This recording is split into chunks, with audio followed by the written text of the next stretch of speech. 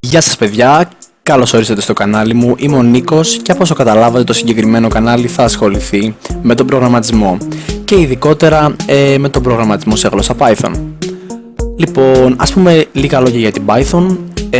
Η Python είναι μια σχετικά απλή γλώσσα προγραμματισμού τόσο στην εκμάθησή της όσο και στην κατανόησή της σε σχέση με τις άλλες γλώσσες προγραμματισμού όπως είναι η Java, η C++, η C και πολλές ακόμα. Η Python είναι μια γλώσσα προγραμματισμού όπου περιέχει ποικίλες τεχνικές όπως είναι ο δομημένος προγραμματισμός, ο συναρτησιακός, ο αντικειμενοστραφής, ο ανόρθωτος. Έχει πολλές βιβλιοθήκες με έτοιμο κώδικα προγραμματισμού που μπορούμε να χρησιμοποιήσουμε κατά τη διάρκεια των δικών μας προγραμμάτων. Γενικότερα είναι μια γλώσσα προγραμματισμού η οποία συνέχεια εξελίσσεται με τόσο απλές και κατανοητές εντολές όπου πραγματικά μπορεί να κάνει απίστευτα πράγματα. Για να μην τα απολογώ λοιπόν, πάμε να εγκαταστήσουμε λίγο το περιβάλλον της Python, όπου στο συγκεκριμένο αυτό περιβάλλον θα αναπτύσσουμε ως προγραμματιστές τους κώδικες μας. Είναι πάρα πολύ εύκολο. Ανοίγετε το browser, το συγκεκριμένο browser χρησιμοποιώ εγώ.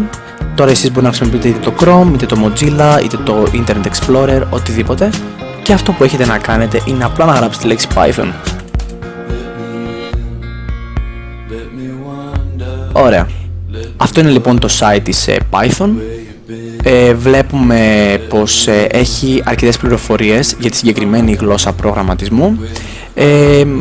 Αυτό που θα κάνω εγώ είναι κατευθείαν να σας δείξω το πώς θα γίνεται η εγκατάσταση.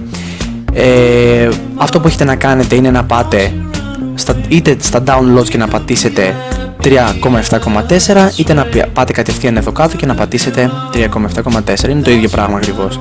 Σκρολάρετε και πηγαίνετε στα files. Βρίσκετε το version του υπολογιστή σας, το λειτουργικό σύστημα άμα είναι Mac ή Windows και αναλόγως κατεβάζετε αυτό. Πολύ ωραία. Σας ζητάει να το αποθηκεύσετε και σας δείχνει ότι κατεβαίνει. Εγώ δεν χρειάζεται να το κατεβάσω, πραγματικά το έχω κατεβάσει, δεν χρειάζεται. Λοιπόν, αυτό είναι το shortcut που θα σας εγκατασταθεί στον υπολογιστή σας. Το μόνο που έχετε να κάνετε είναι να το ανοίξετε. Και αυτό είναι το περιβάλλον όπου θα ασχοληθούμε στα tutorials μας. Αυτά λοιπόν από μένα. Κάντε ένα like το βίντεο, ένα subscribe για να με βοηθήσετε και οτιδήποτε χρειαστείτε μπορείτε να το γράψετε κάτω στα σχόλια, οποιαδήποτε απορία έχετε.